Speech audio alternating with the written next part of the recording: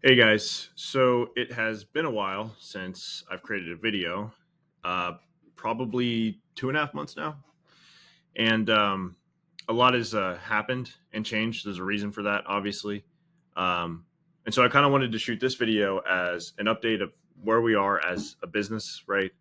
Um, what projects we've been working on generally, what's our business model, and then what's our roadmap. So on this sheet, you'll see that I don't have a lot under roadmap, but I'll just kind of talk through it. Um, so yeah, so anyway, we did 26 plus AI agent projects in 60 days, so quite a lot. And here's what we learned. So what I'm going to cover, like I said, the last 60 days of growth, kind of like what happened, what was the story, why have I been silent this whole time, essentially. The projects that we worked on, a handful of them. I didn't get all of them in here, but um, you'll get a good idea on the kind of stuff that we've been working on. Our business model, right?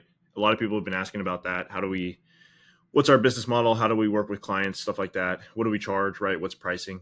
And obviously our roadmap. So 60 days of growth. So as you can see, in the first week of August, you look at my calendar, it's pretty bare. The stuff you see are just kind of recurring stuff that I had in there, like wake up and go work out and do some content creation, work on client stuff, right?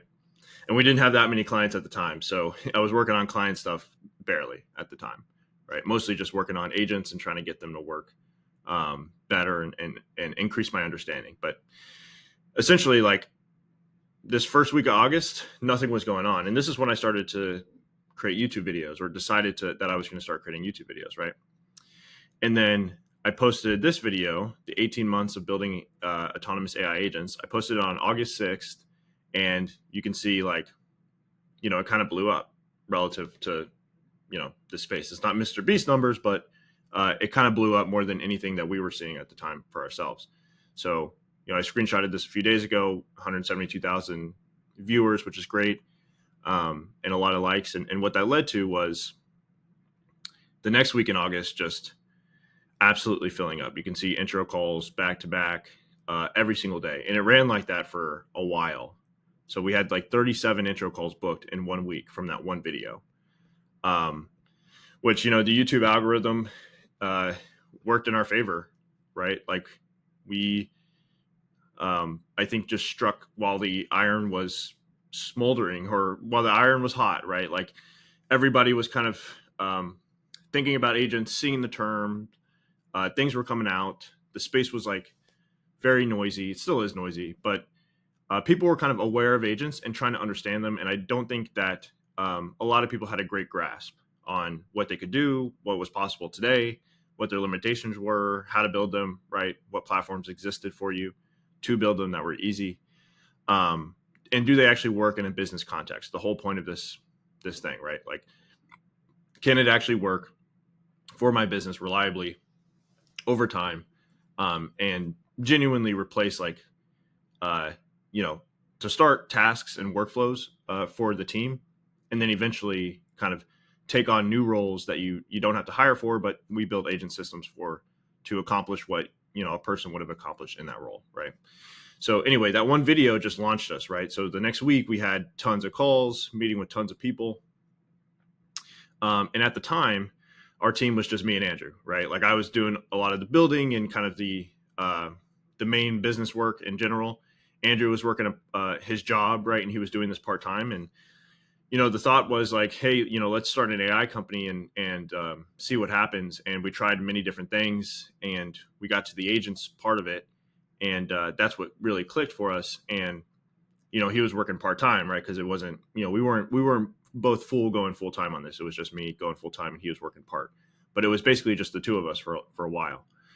And then very quickly, it was like, I cannot personally, I can't build all of these projects myself in a timely manner. So what we did was we expanded the team. So now we just have a pretty, it's not large, but it's a sizable team to help us deliver these projects very quickly, right? And we have a process now for doing that, which is exciting. And we have more people coming every month, which is awesome. I also soft launched a community. So, a few people I've seen it, a few people that I've talked to one-on-one know about it and are inside of there. So you can obviously go to the link in the description. There's the community. It's free right now just for discussion and chat. And then once I put in some tutorial videos, maybe not tutorials, but like some of them will be tutorials. A lot of it will be like course modules talking about AI in general and going a little bit deeper into like, what is RAG? How does it actually work? How do you actually conceptualize like what is happening, right? So when you're building your systems, you know that, okay, RAG is not actually teaching the agent anything new. It's just a bunch of data that you couldn't fit in a context window, and it's allowing it to kind of chunk that data up and add it to your prompt, right? It's just an expansion of the prompt, right? It's not anything, it's not machine learning, essentially, right? And then LLMs, like, how do they work exactly? How are they built exactly? Why do they consume so much energy? Why do people say when you scale compute, they get better? What does that even mean, right? So stuff like that to kind of get a grasp on the stack, right? The whole like AI stack right now, generative AI stack. So I'm working on those videos. I'm a little bit of a, I've already created the videos and then I've deleted them probably at least twice. So I'm a little bit of a perfectionist when it comes to stuff like that, at least right now. But those will be coming out pretty soon, right?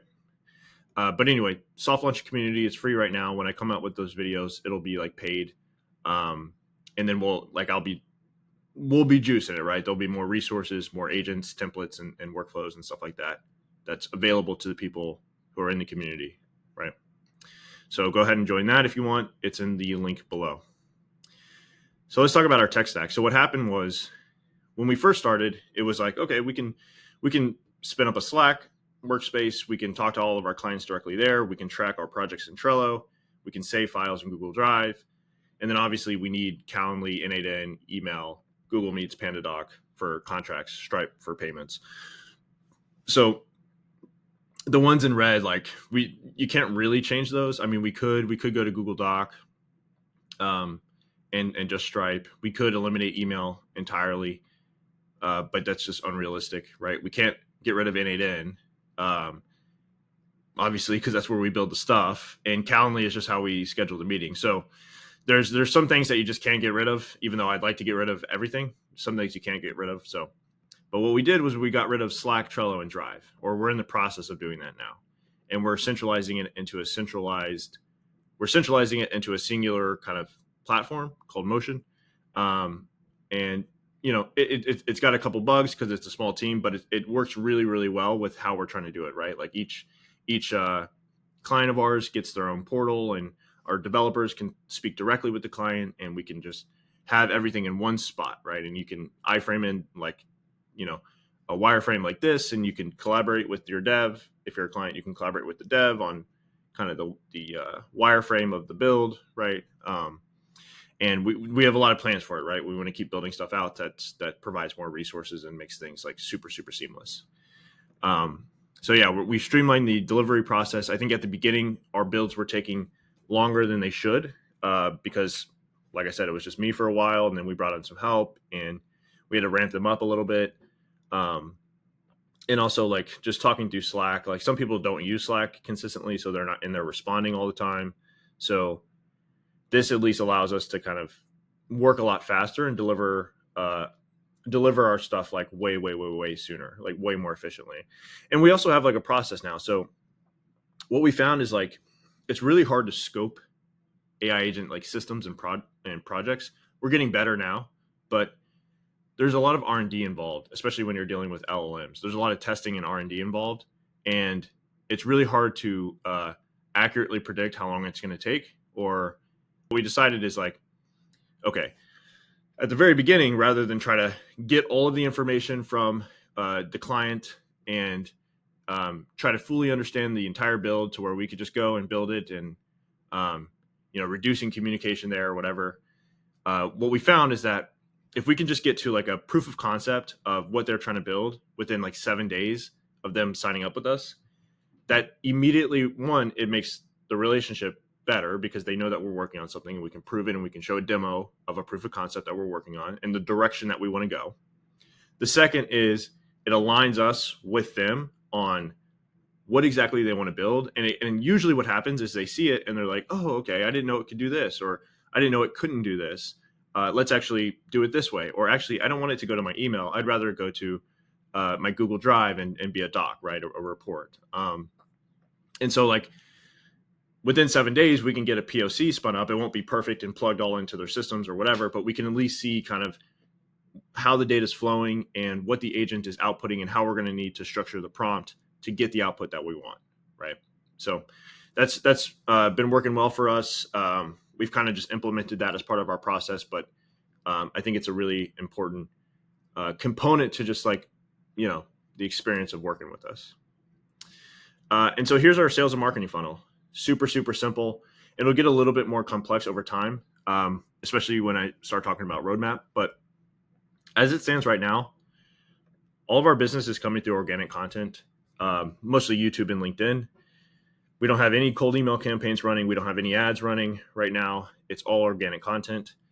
We're funneling that content, or anybody who's interested in that content and wants to kind of work with us, we're funneling that to the landing page. On the landing page now, we have a join the community call to action, but then we also have a book a call to action. So if you want to just join the community, you can. And then if you want to work with us, then you can book a call, right?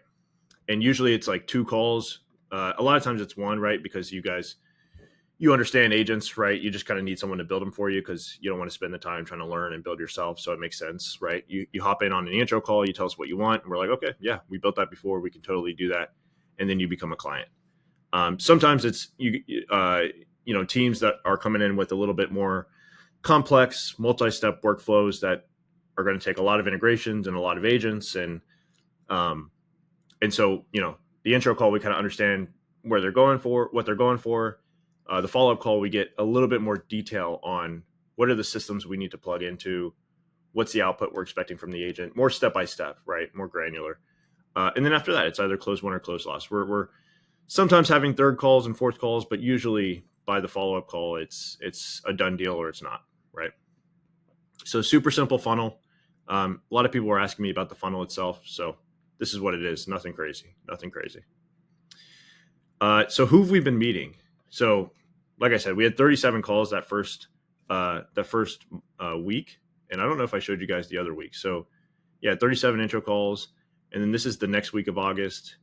Didn't slow down at all. The next week, slowed down a little bit on Monday because I was blocking off time because I was like, I got to do some of these builds. But still, back to back to back. And you can see this green here. That's when we brought on a sales guy, Weldon, to kind of help because I needed to focus on building. Still a lot of calls, slowed down a little bit, and then posted another video probably around here. And then we got a lot more calls, right? And so it's been running like this for a while. And it's only just recently slowed down this week because I think not posting videos has caught up with us, right, from a pipeline standpoint, which was the point because we needed time to build the systems, to be able to handle the number of people that we wanted to work with, right? We didn't want to price people out too much, which obviously some people say is bad advice, but it is what it is. We wanted to work with as many people as possible, and we needed to fill the capacity and build the systems in order to do that, right? So who have we been meeting, right? There's been tons of meetings, talking to all kinds of people, and it's been awesome. And we've been learning so much. And this right here, these these 12 categories is pretty much encapsulates who we've been talking to. So like solo founders, startup teams, small businesses like online services, professional services, home services, consulting. Home services is like, roofers or, we've also been working with like construction companies, subcontract where they have subcontractors and they need to reach out to them for jobs, right? Investors, people have been looking to invest in us.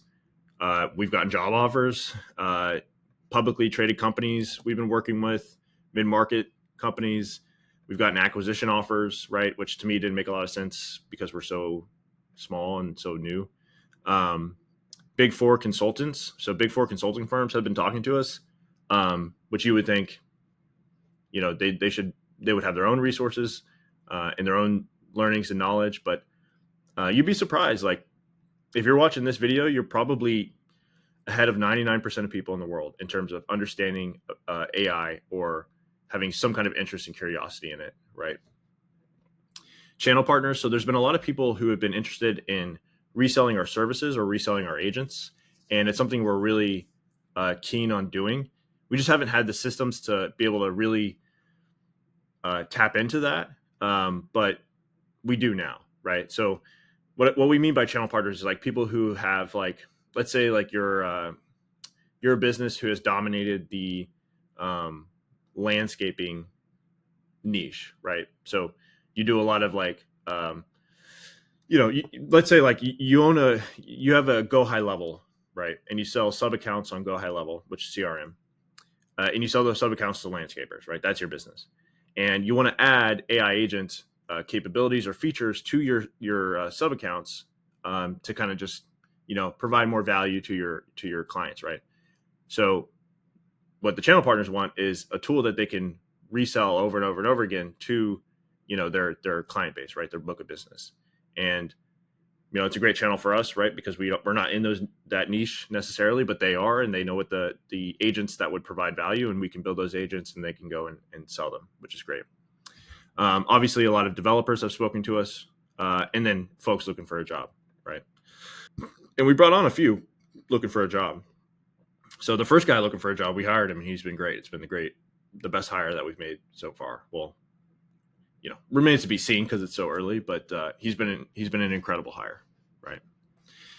Um, yeah. So let's talk about some of our projects. So I screenshotted a bunch of our projects.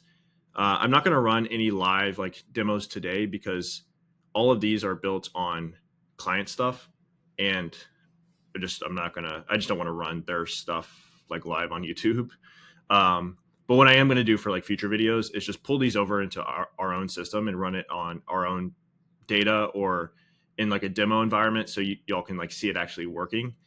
But for now, like it's going to be screenshots. Also, if you want to see stuff working, like and just random stuff, because like randomly I'll shoot YouTube videos and post them in the community, or Loom videos and post them in the community. If you're more keen on seeing stuff like that and things I'm learning as we're building this stuff, like that would be the spot to do it. The YouTube will be a different, the channel will be kind of a different angle, right, in terms of content. But anyway, inbox agent, right?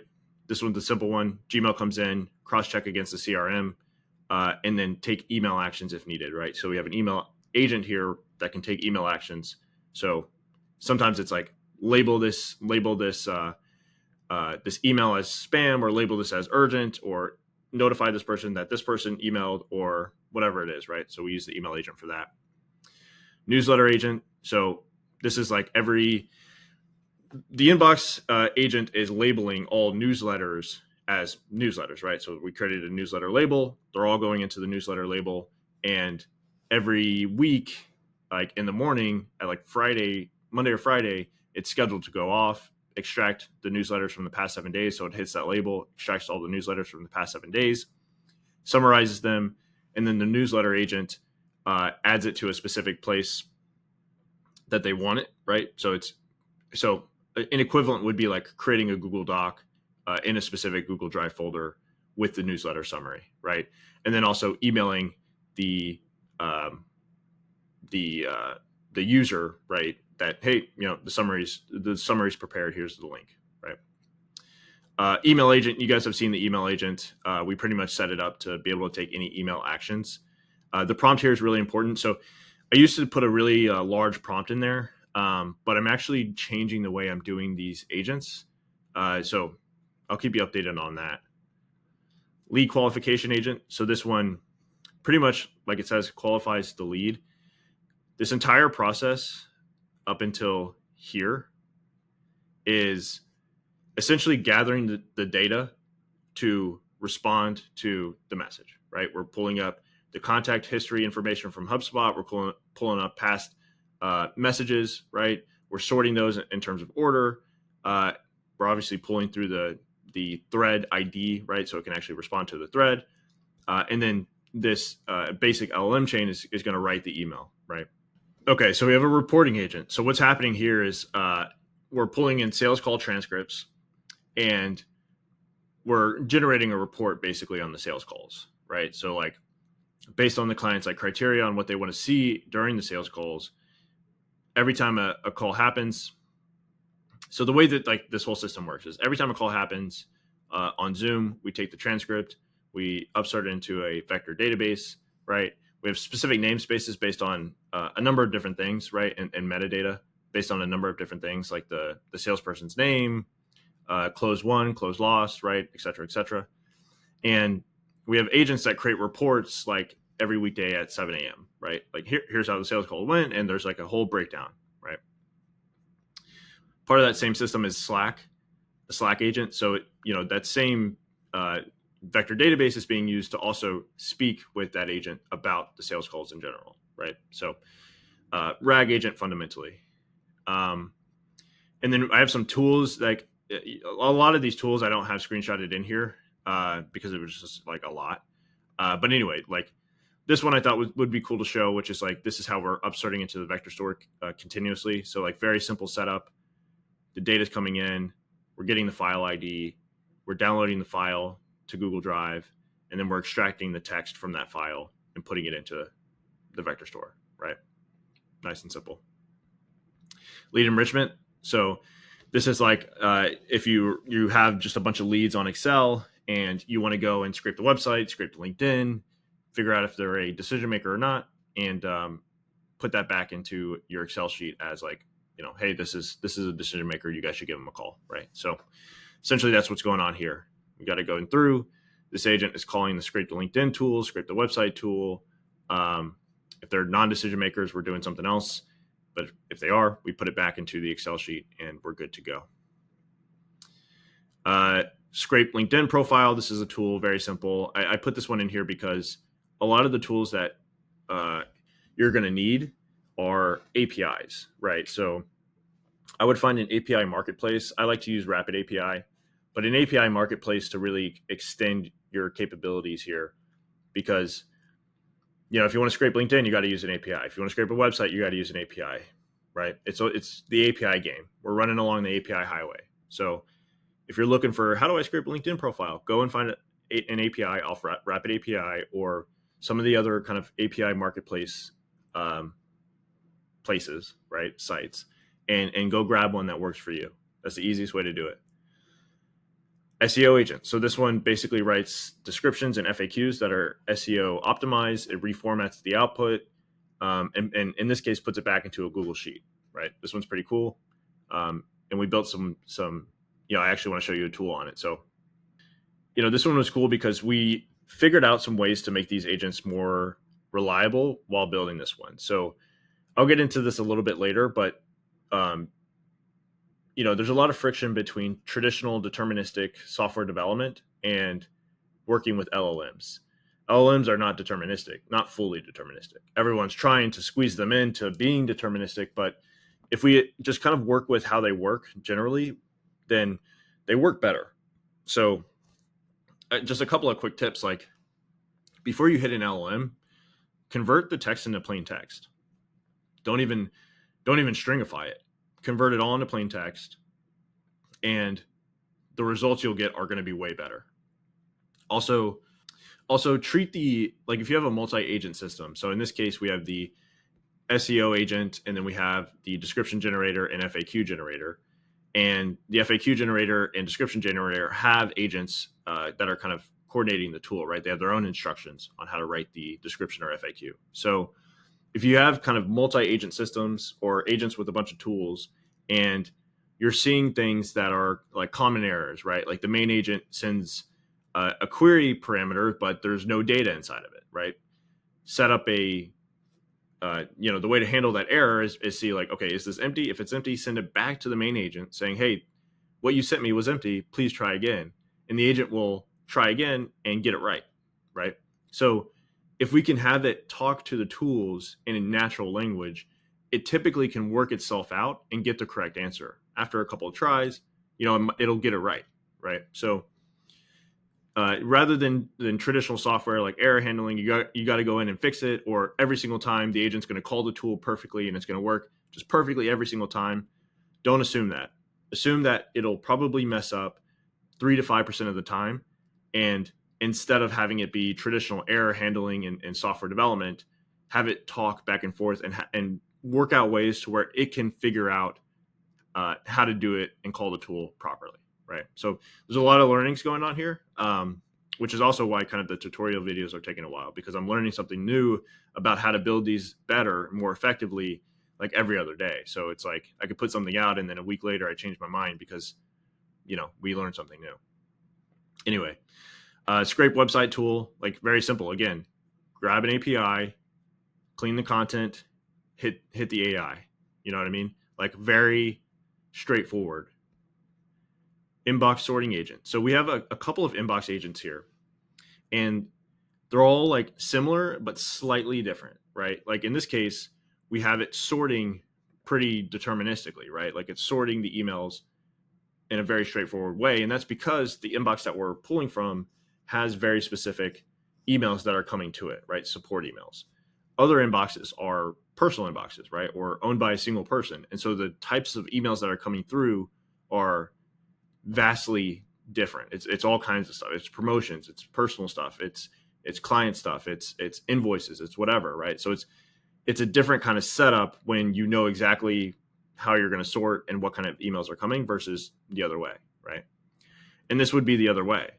So in this case, this one is designed to create records in Airtable. I mean, these two kind of work together. So this one will sort it, but then this one will actually like create the record, save kind of the conversation, and respond, right? Send an email. This is just syncing Airtable with Pinecone. So we send a lot of things to Airtable at times.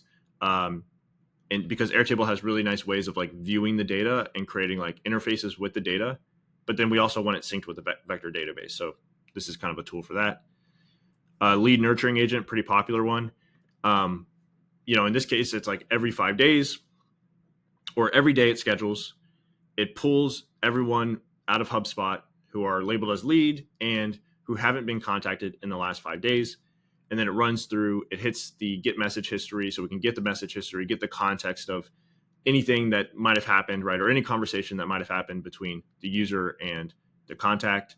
And then this agent will package up like a context, like it writes a bunch of context, like, hey, this happened on this date and this is here, blah, blah, blah, blah, blah, and sends it to the email writer, and the email writer actually like writes the email, right? And so here's the email writer. It comes in, right? If it's empty, we send it back. But if it's not, it hits the email writer. The email writer has access to a database that's trained on all of the sent emails of the user. And so it can write emails in their style. And once it writes the email, it comes through, we're reformatting the data so that way it looks nice. And then we're sending the email, and we're also adding just a label there to keep track of these, right?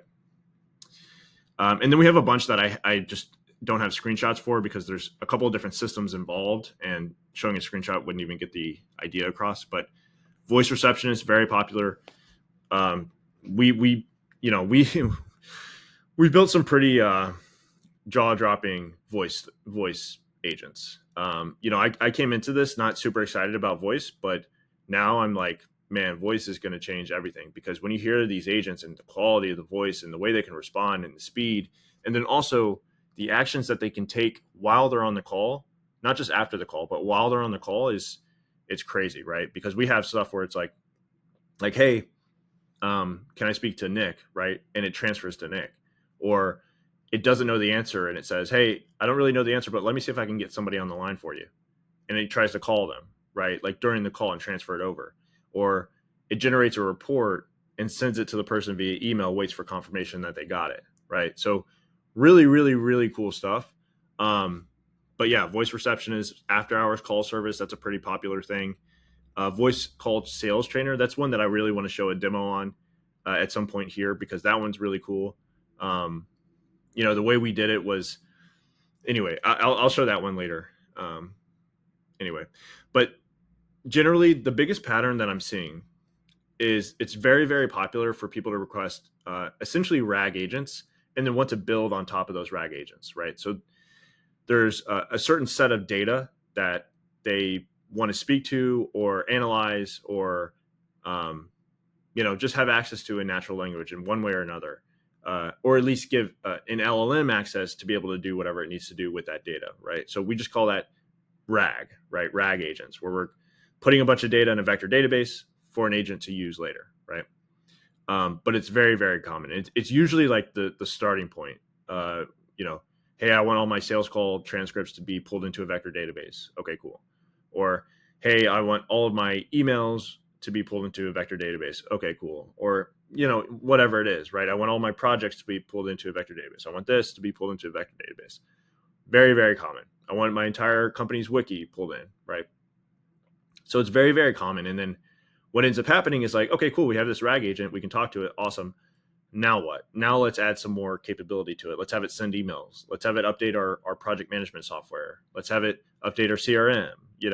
Let's have it do whatever we want. Let's have it create marketing content for us, right? So once you build the RAG agents and you have a pipeline for the data to come in, there's a lot of possibilities and a lot of things you can build on top of after that. So very, very popular. Okay, our business model. So I'm going to go through our offers and kind of how they work, right? So the first one and kind of the main one is being an AI agent development partner.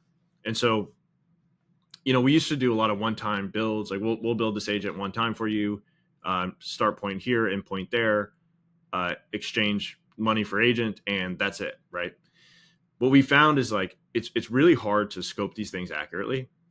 Scope creep becomes real because there are a bunch of little things and features that you can continually add to make it better. You can constantly tweak the prompt. You can constantly tweak this or that.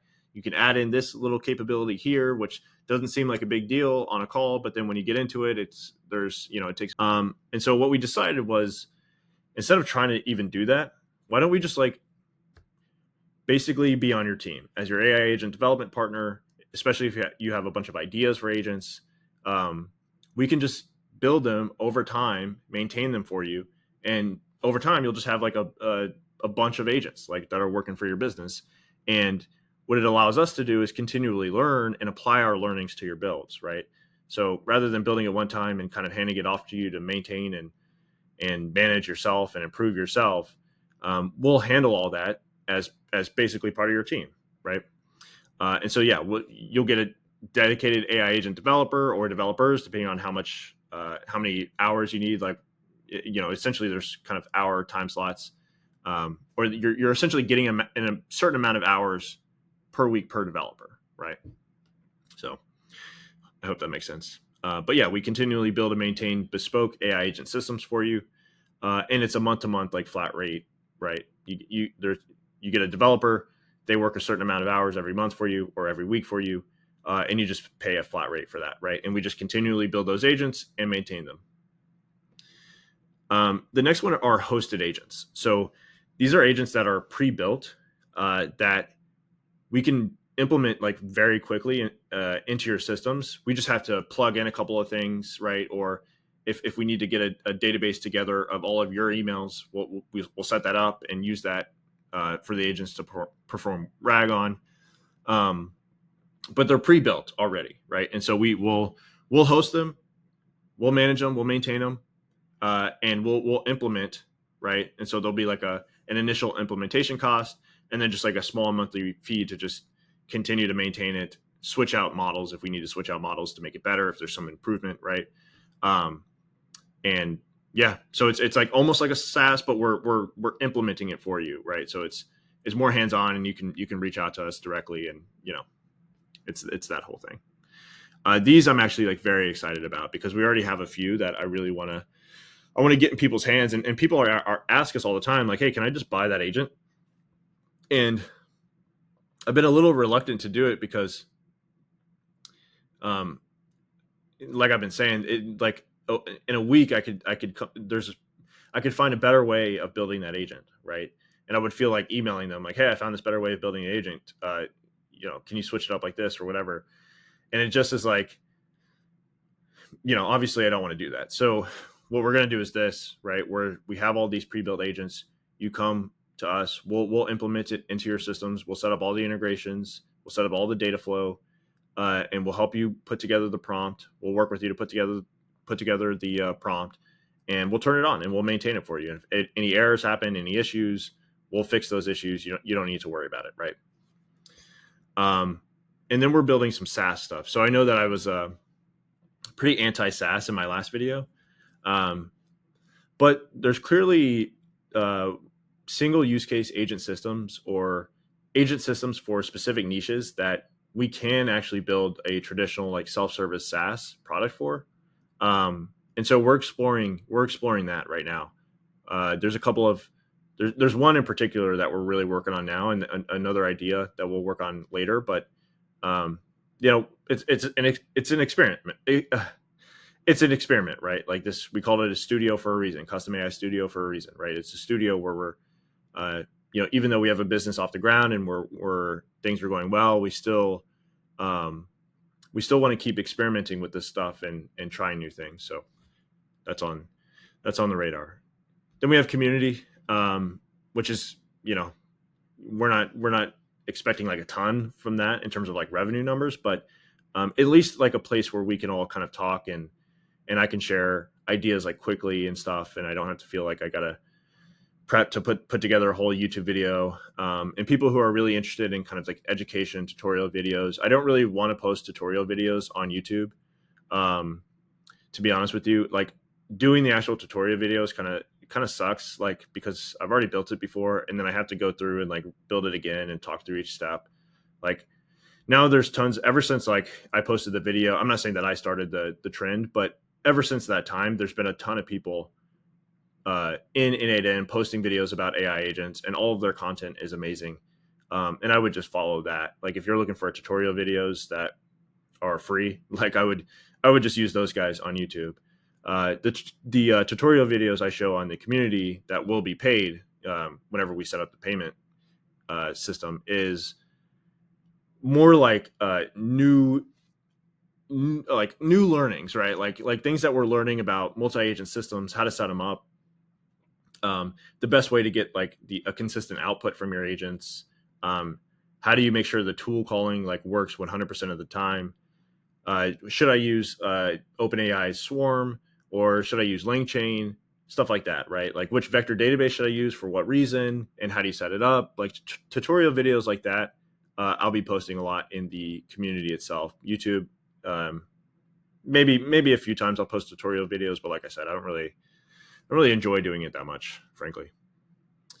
And then some money will come in through like affiliate fees. Like I have obviously affiliate links in the description that if you guys click on, we get a kickback for, which is great. We have ads now on YouTube, which I'm kind of like trying to make sure that there's not too many ads because I have YouTube Premium, so it's been a while since I've watched YouTube ads, but they suck. I understand. YouTube ads suck. So we'll try to get a couple of ads in there. They're going to put ads in there anyway. So we'll try to put a couple in there, but nothing too crazy. I don't want to go too crazy with the YouTube ad stuff. Cool.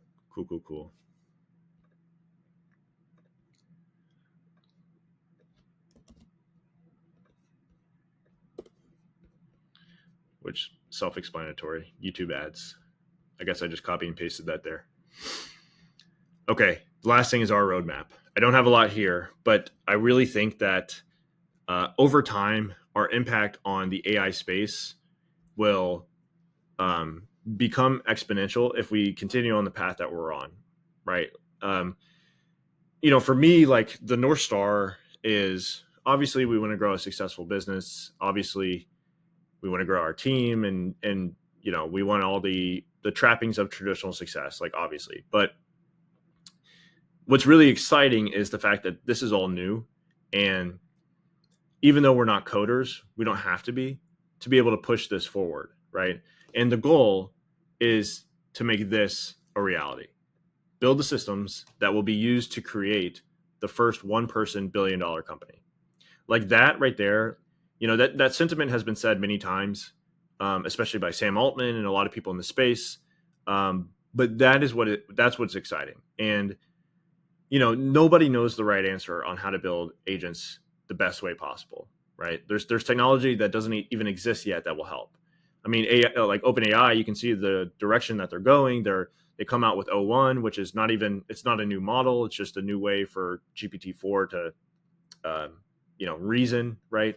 So it's just like a switch up of how the model like works when it outputs an answer. But it's fundamentally not a new model. So, but why are they doing that, right? Like, where's GPT-5? Well, if you look at Agency Swarm, you look at their function calling and they guaranteed 100%, or their output, they guaranteed 100% structured outputs. And you look at the O1 and you hear what Sam Altman's saying, so he's already saying it. They're clearly trying to build the platform for agents, right? So, you know, the OpenAI Swarm is great. It works fantastic, and you can use it in 8N, obviously. Their structured outputs are great. They work pretty well. The issue, well, Agency Swarm actually solved the big issue. The reason why we used LangChain for a while is because of the abstractions that they had to make the output of the agents like more relevant and effective. But OpenAI is kind of like competing with that by coming out with Swarm. And if you go look at the article about it and look at their kind of diagram, you'll understand like what they're going for. And I say all this to say it's obvious where the big LLM players, especially OpenAI, are taking this, and they're taking it in our direction, right? They're trying to give us the tools to build agents, right?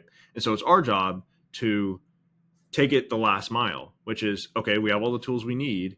How do we actually practically implement it into a business setting or business environment in a way where it provides that 10 to 100 to 1,000x leverage on each employee or on the business in general, right? Like, it's an amazing idea. It's an amazing concept that everybody talks about, but it's not real yet. It doesn't exist yet. And there is no playbook to make it exist yet. We want to be part of the energy of creating that playbook, right? We want to create our own playbook. We want to share that playbook with you guys. We want it to be stress tested. And over time, they'll give us all the tools, but we'll know exactly how to use them, right? Like, that's the idea. And so this is the North Star for us. One person, $billion company. I think it's possible. I think it's possible by 2026, 2027. I mean, depending on how fast that company can scale. But I think it's possible. And it's going to take a lot of work. It's going to take OpenAI working their ass off to come out with GPT-5. I mean, that's going to be the next unlock for us. I mean, all the stuff that we're doing today wouldn't even be possible before GPT-4. Straight up, not even possible. So, when we were playing with this stuff back when GPT-4 wasn't even out, it wasn't even a thought that it could work at the time. Like, it was, you would have had to do too much in the prompt, and even then you weren't going to get what you needed, right? Because at least GPT-4 and GPT-4o has some reasoning capability that we need, right? And O1's even better at that. So whenever they unlock the API to be able to do function calling, it's going to make our agents even more reliable, right? And if OpenAI continues to go in this direction, reliability won't even be a question about agents, right? The question will be, how do you actually use them, right? Where do they place? How do you set them up, right? Which is what we're learning. So anyway, I wanted to share this video to kind of give you guys a rundown on why I haven't posted in a while, where's the company at, a little bit on the space, what we're offering now, how the team has grown, and now I'm really trying to get back into posting more videos on things that we've learned and showing more demos of stuff that we've done, in the direction that we're going, right? Things that we're learning a ton. Every single week we're talking to so many people, and tons of people who are incredibly impressive with great ideas. Some people with tons of money, right? Some businesses with impressive logos that would be awesome to put on our website. So it's an exciting time. And I think 2025 is going to be even more intense in terms of the attention and energy and excitement towards this space in general, right? So if you guys stick with me on this channel, we'll hopefully have a front row seat on all the workings and all the comings and goings, and hopefully provide some clarity on the space in general, because we're actively trying new tools. Like, it's almost a lab in a way. We're trying as many new tools as we can, as many new systems and ways of architecting these agents as we can.